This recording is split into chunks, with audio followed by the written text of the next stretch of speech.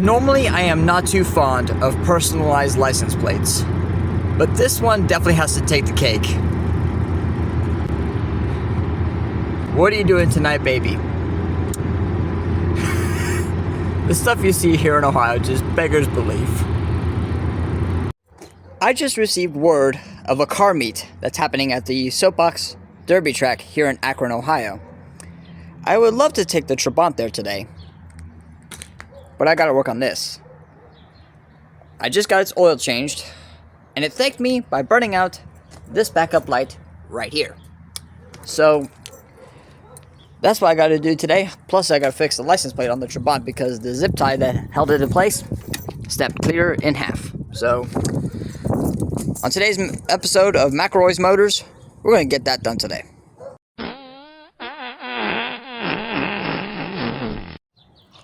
Alrighty, if you excuse my perfect organization that's going on in the trunk, because this is my work vehicle, as you can see, the Kia here has 13 Phillips head screws that I gotta undo to get to the backup lights, which are basically up here. Oh, make that 17 Phillips head screws, and hopefully that's all that needs to take it out. Never use your trunk hinge as a camera mount. I'm doing it. I don't recommend it. Don't even try. So let's get on. Let's see what we can do to get these screws out. Let's tighten it.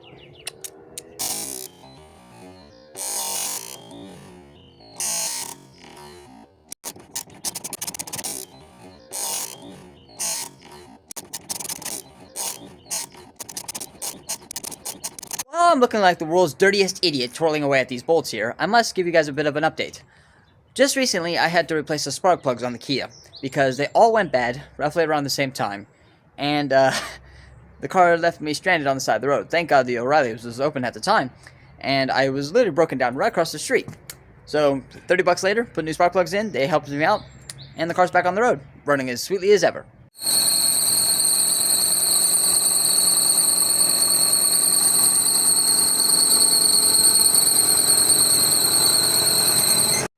Besides that,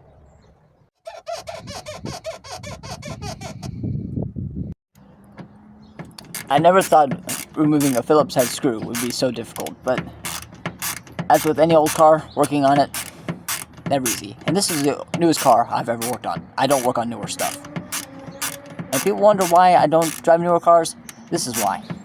Tend to be easier to work on. Not so with this. While I'm facing the reality here that there are 17 screws holding this trunk liner in place, I'm going to be the lazy man here and take apart maybe 6 or 7 because it's just one bulb that needs replaced. But knowing me, knowing this car, I bet you once I replace that one bulb, the next one's going to burn out.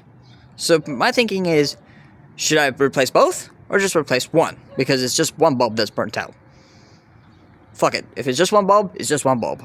Can I also just say how much I absolutely hate these plastic snap screws.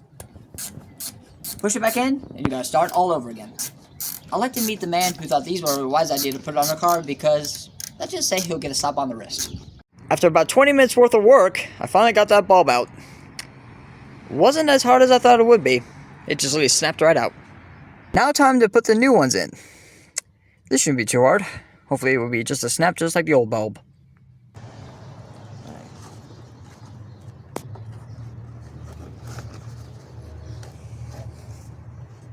Alright, I think that is in.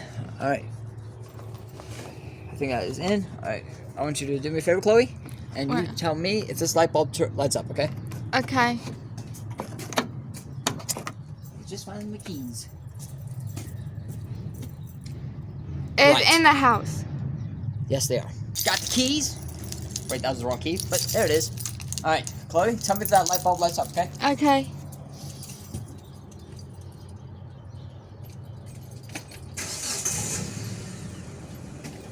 It lights up! As you can see, my Kia suffers a bit of cancer right here, and it's really bothering me. So now it's time for some high-tech welding.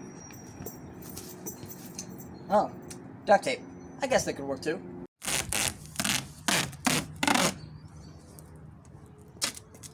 Now, for my viewers' sake, no, don't expect perfection because this is my work car. It's not going on the Trabant over there. wouldn't dare go on the Trabant. But at the same time, it's my work vehicle. It is what it is. And like I said, I don't expect perfection. I expect it to be McElroy-fied. Now this side sounds more crispier than my mother's. Okay, I'm not gonna say it. But I think you get the idea. But either way, I usually do not use duct tape to fix my cars.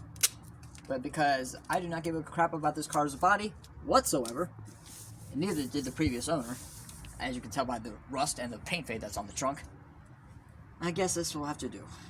Besides, it adds character to the car. Something that the Trabant there has in complete spades. Now, before you go down into the comment section and say that this car looks like a big pile of sugar honey iced tea, just know, you're right. It does look like crap. It really does. I don't care. Let's move on to the Trabant. This is the East German people's car. I'll do another video of this car, like a whole review of it, in a bit, because honestly, it needs a little bit of work besides what you see here. It needs some engine work, and I'm expecting a crate full of parts, hopefully in next month. So, let's get into the trunk, which, by the way, this car is made of recycled cotton mixed with phenolic resin. So the whole car weighs 1,300 pounds, and that is not broken, I promise. So let me just find my bag of zip ties here and zip tie the bumper back in place. No, not the bumper. License plate. There we go. She's open. And please don't shut on me, please. Alright, got the zip ties. Classic car owner's best friend. Well, not really best friend, but a useful tool, nonetheless. Let's see if I can find the way to open this damn thing. All we gotta do, really, to get the Trabant fixed, cut the zip tie that held the license plate in place, and then just replace them once again. It was held on like this originally, which I didn't like too much. I think it'll look a lot better this way. So, hope for the best.